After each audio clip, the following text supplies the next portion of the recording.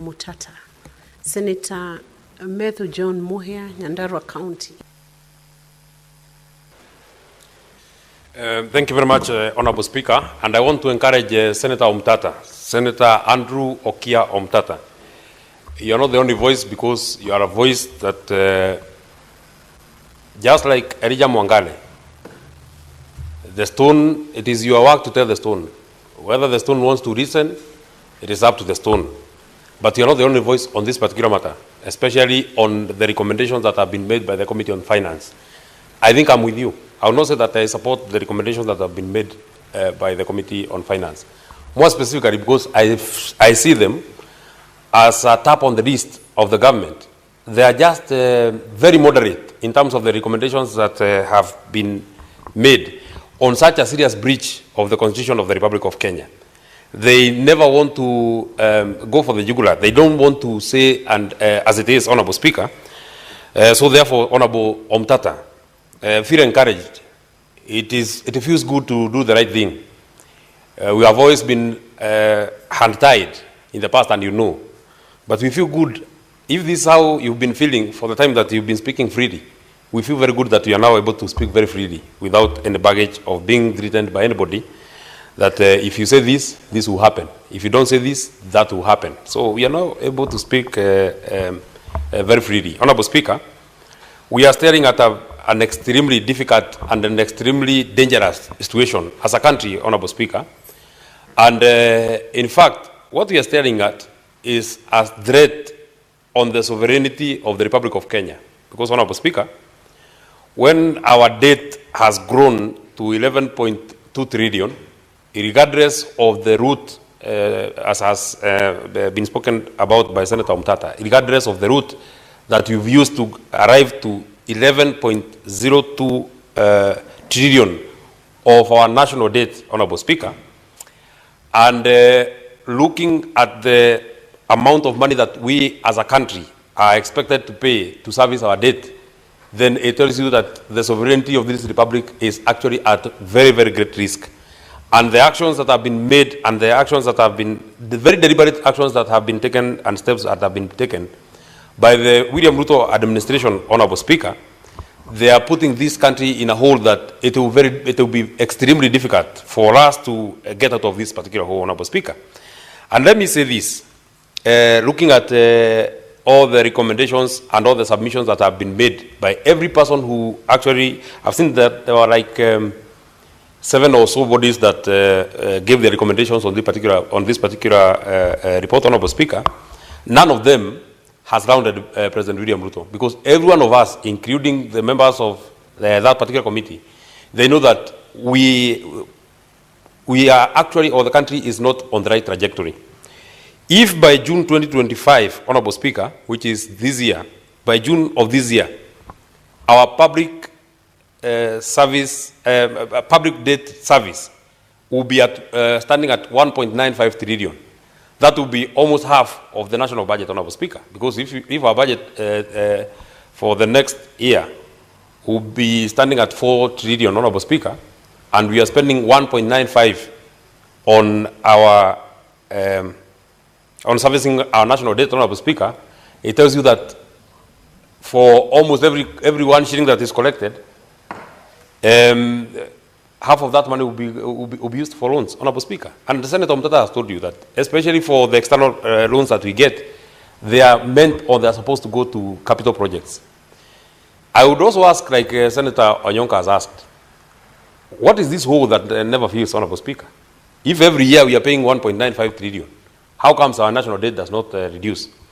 And we also would want to put to test, because part of the campaign promises by President William Ruto, he was saying, and if I was to quote him, watu wamekopa pesa wamekula pesa hii Kenya, watu wamekuwa wakikopa pesa wanapeleka mahali ingine, tukichukua hii serikali hatutakuwa tunakopa, serikali yetu tutaweka sawa sawa na tutarokota kodi.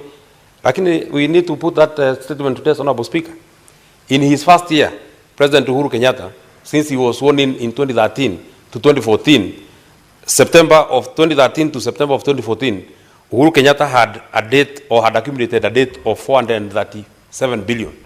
What about our angel who was supposed to correct that particular problem, President William Ruto had accumulated a debt of, in his first 9 months, in his first 1 year, sorry, he had accumulated a debt of 1.2 trillion. And Honorable Speaker, we then need to ask ourselves, because we are not borrowing this money for any other person, we borrow this money for the people of Kenya. Is it that the quality of life of the people of Kenya has improved since President William Ruto came to power? At least for President Uhuru Kenyatta, when he came to power, maybe we can say that the 437 billion that he had accumulated in debts, Honorable Speaker, in his first year, he was able to make our secondary school education almost affordable and almost free, Honorable Speaker, and that is a fact. Then we need to then put to test this new administration of President William Ruto. How much has out of this 1.2 trillion, how much has gone to making the lives of the people of Kenya better in his first 1 year in office, Honorable Speaker? You all must appreciate, and we all must appreciate, in his first year of his presidency, the taxes went very high, and he was saying that we need to be very patriotic. We need to give as much as we can, and we need to press the pay slips as much as we can, so that we can be able to support the national government, so that we stop borrowing, and so that we can develop and we can grow our own country using our own money.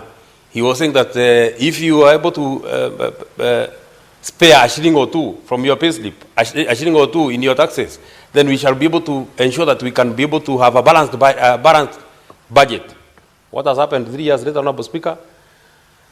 Now our deficit in our budget is now running to trillions of money. It's the first time that we are seeing this kind of a deficit in a budget, in a national budget, Honorable Speaker. And he's going on to borrow, and it is not that the quality of the life of the people of Kenya is getting better.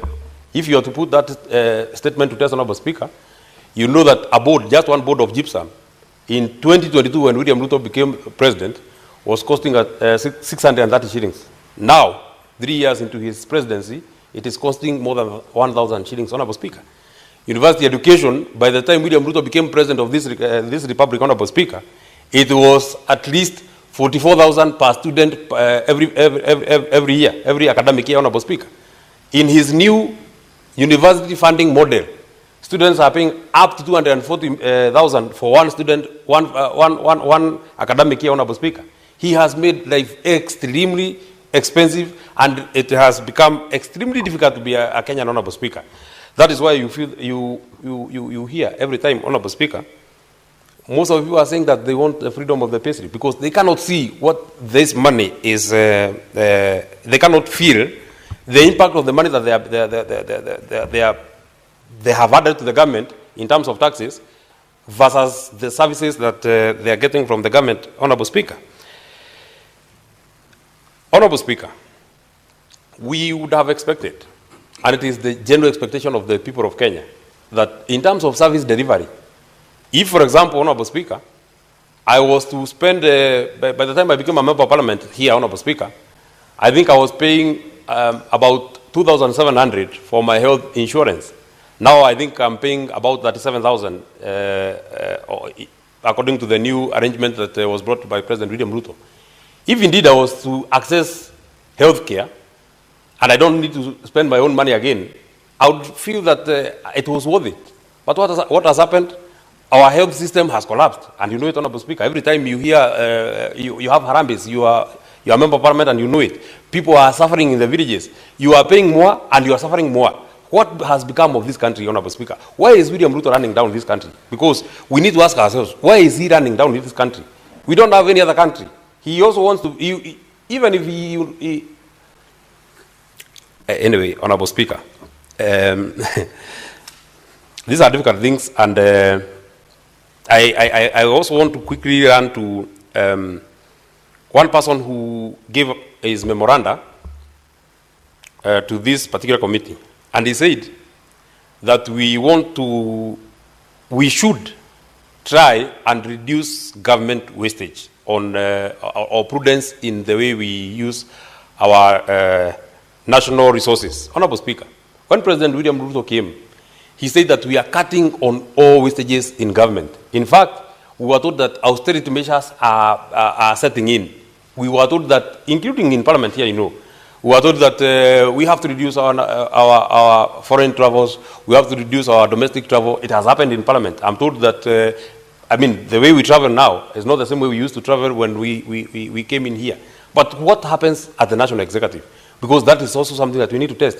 Why is it that his budget his state house budget keeps growing every financial year?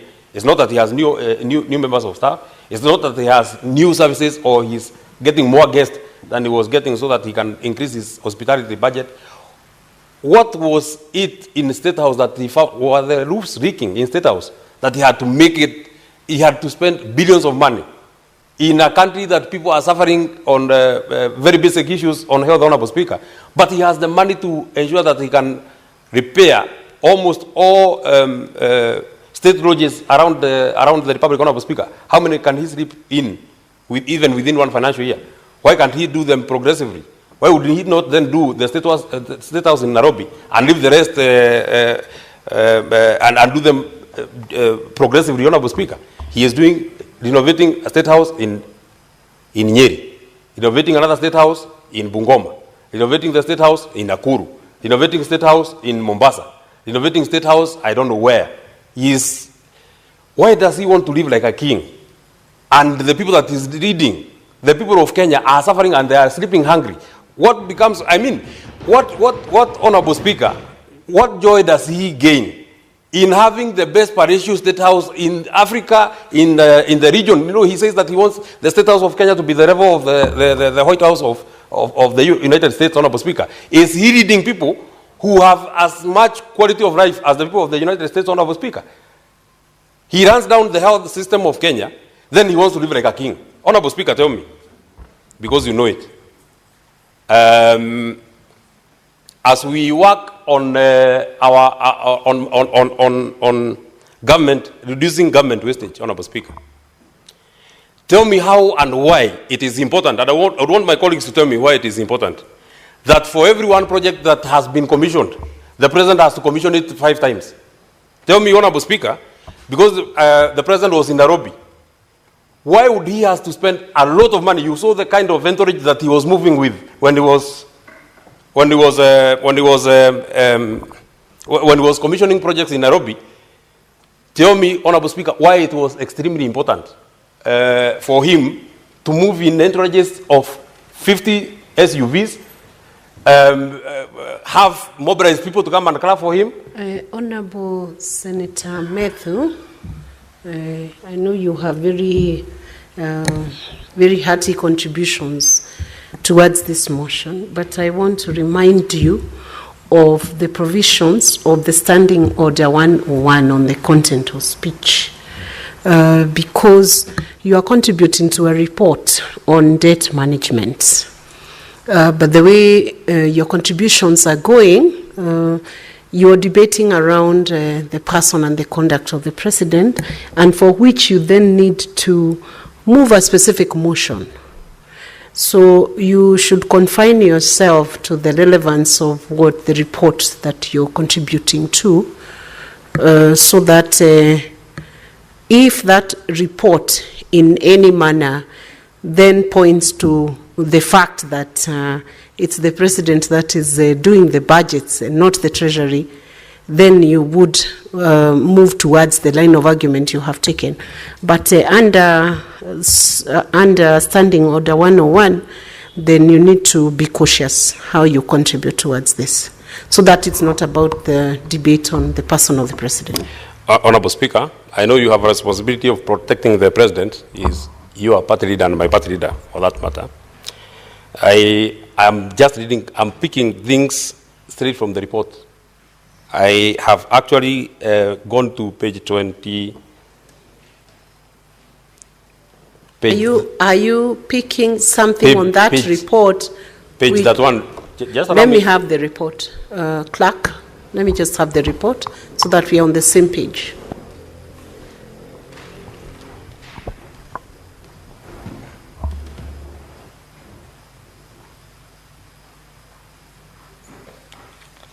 What page was that you indicated? I'm at page 30. Page 30. On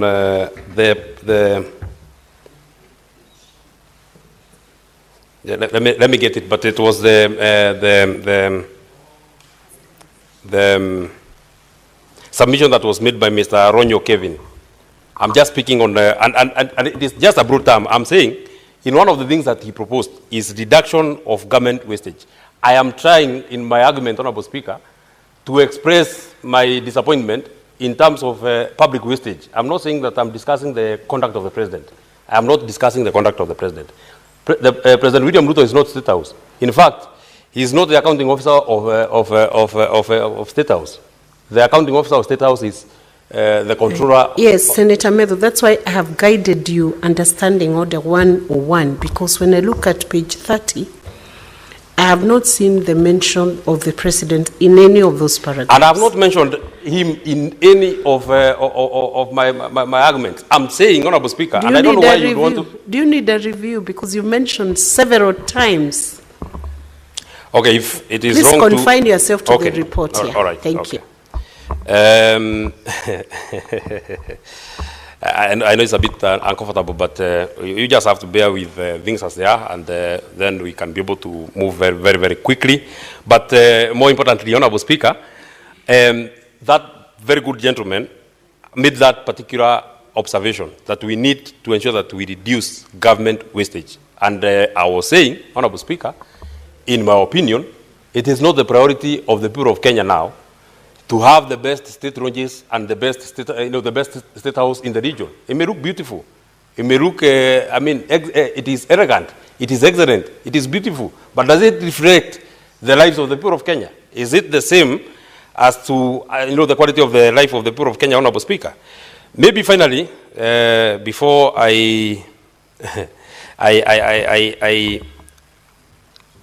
there is a recommendation that has been made by the Committee on Finance that I think, to this extent, I would want to agree with. Automation of the withdrawal of the debt service payment from the consolidated fund, Honorable Speaker. You know, this debt, national debt, Honorable Speaker, has become an extremely opaque thing, Honorable Speaker. You're not able to tell how much we paid within what time. For the county debts, Honorable Speaker, which we call the pending bills, Honorable Speaker, you have a view, because they are managed to do the integrated financial management system. If Mr. Honorable Speaker, you're able to tell this was the date, it was accrued this time, this is what has been done to this date, Honorable Speaker. Why can't we have the same so that we can be able to follow and we can be able to understand how our national debt is flowing, Honorable Speaker? We can be able to know, Honorable Speaker, exactly how this money that we have taken as national debt, Honorable Speaker, how it has been used, Honorable Speaker. And maybe finally, and that's where I was before you interrupted me. Then you can guide me on whether I'm discussing the conduct of the president. Why would the state be spending money, millions of money, so that the president can go and commission a project? Honorable Speaker, case on point, I'll give you an example. For 3 times, President William Ruto has been to Nyandarua. He commissioned one road called Donyonjeru Geta Captain Road. On one instance, he commissioned it at the captain side. On another instance, he commissioned it at the Geta side, Honorable Speaker. I hear that he's coming next, I think in a week or two, to commission it at the Geta side, Honorable Speaker. How are we spending our money? How do we say that Kenya is broke and we are spending millions of money just for commissioning projects, Honorable Speaker? Why did we never, ever even see, even for one time, President Kibaki, one of the most celebrated presidents of this republic, Honorable Speaker, on top of car saying that nimetenga, nimesema, nimefanya? Why can't the president just come quietly and commission a project that is complete? Why does he keep launching projects, and once he launches that project, he leaves, the contractor follows him? Now, Honorable Speaker, of all the things that he has promised in Nyandarua, he is coming to the promise again. And we are spending national money, because he does not come around. For the president to be in any county, Honorable Speaker, it will require and it will spend a lot of money. Senator I know the president has now new defenders. You have a point of order? Yes, Mr. Speaker, Madam Speaker.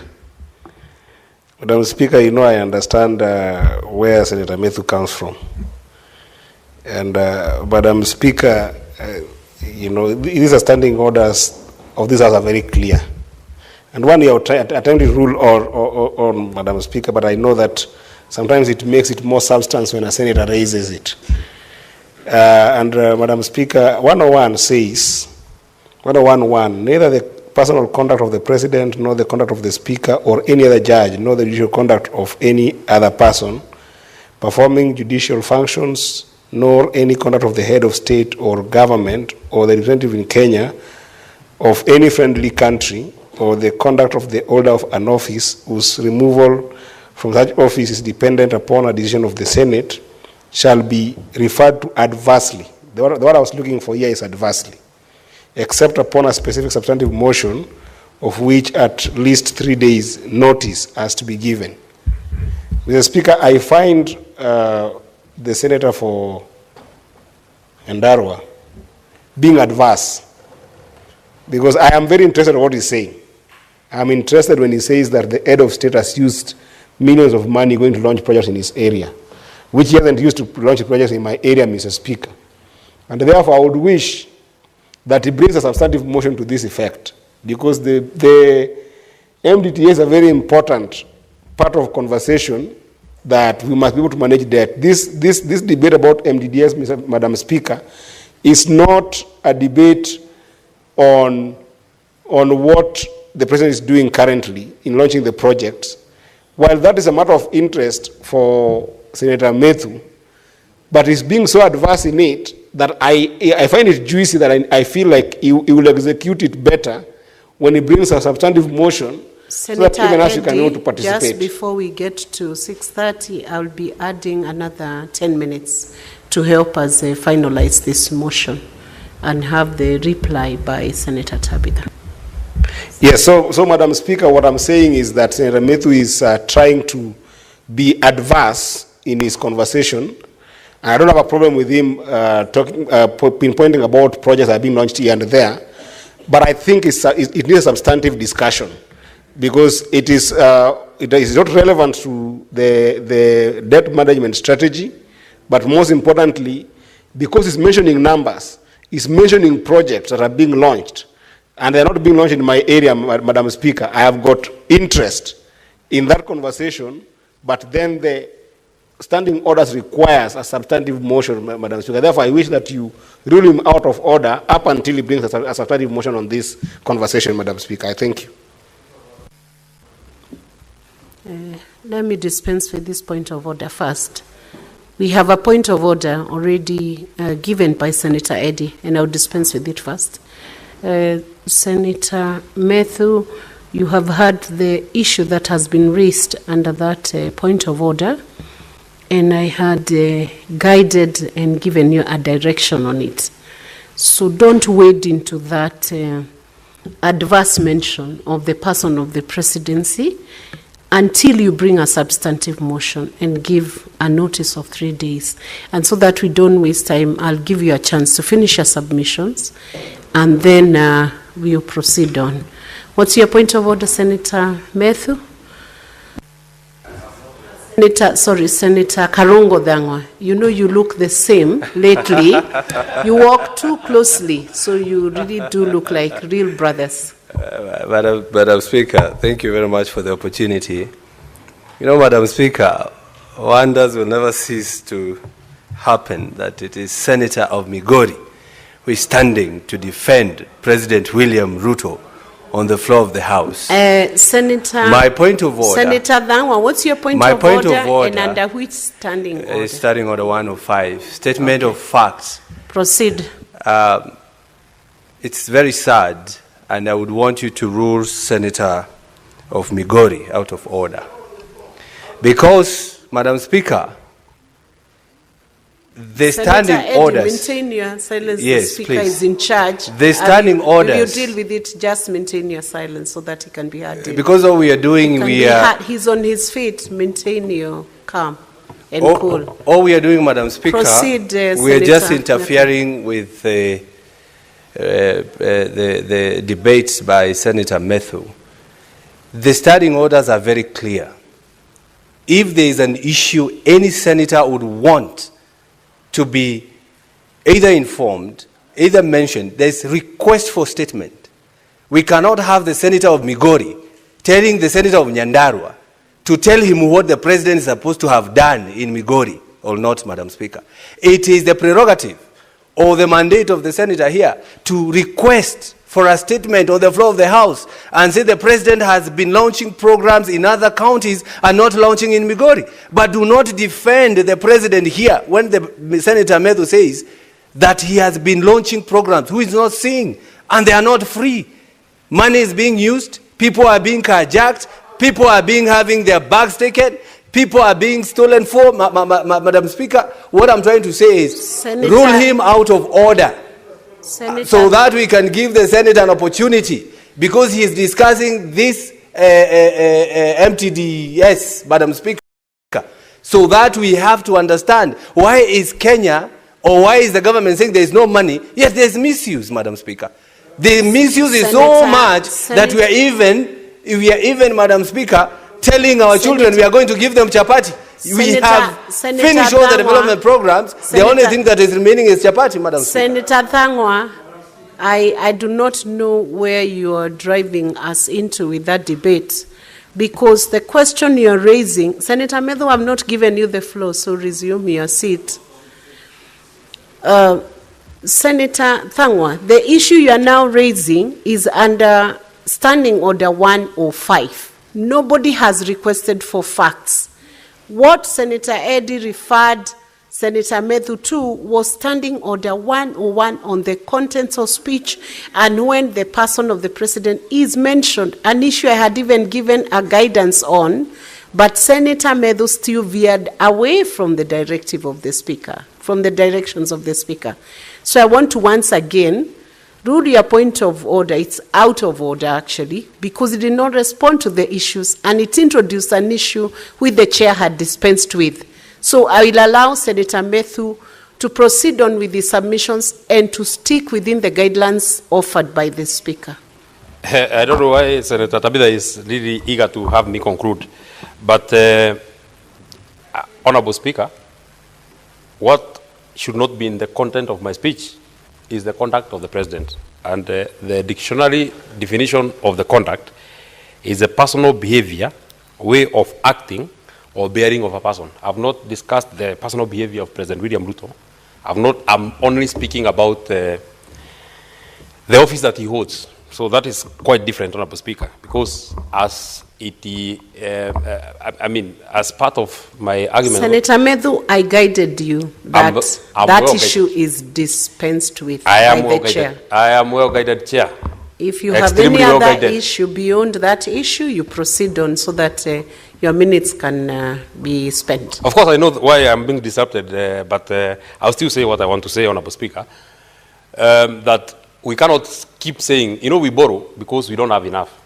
The reason why we keep borrowing is because we, as a country, assume that we don't have enough. But tell me, Honorable Speaker, and then now I am on the narrow path of not mentioning anybody. Tell me, Honorable Speaker, how a country which borrows money because we don't have money would have enough and a surplus to give students 1 million chapatis in a day, which, if you were to just give them a price, for example, of 20 shillings a chapati, that would make it 20 million a day.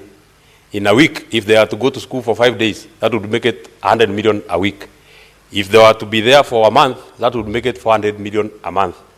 If you are then to take it to a year, it would be 1.2 billion in a year, if that is correct. So, Honorable Speaker, if we have this kind of money, Honorable Speaker, why are we borrowing? What justification do we have, Honorable Speaker, to continue borrowing when we are planting the same resource, Honorable Speaker?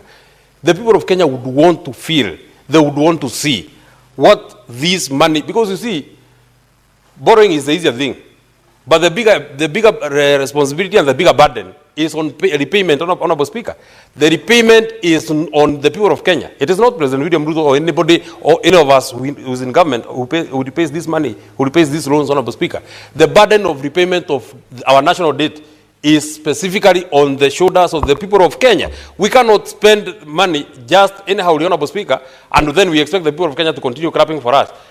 When we are using, the state is using millions of money to go and mock its own citizens, Honorable Speaker, because a person in a village in Migori will see SUVs in their hundreds, Honorable Speaker,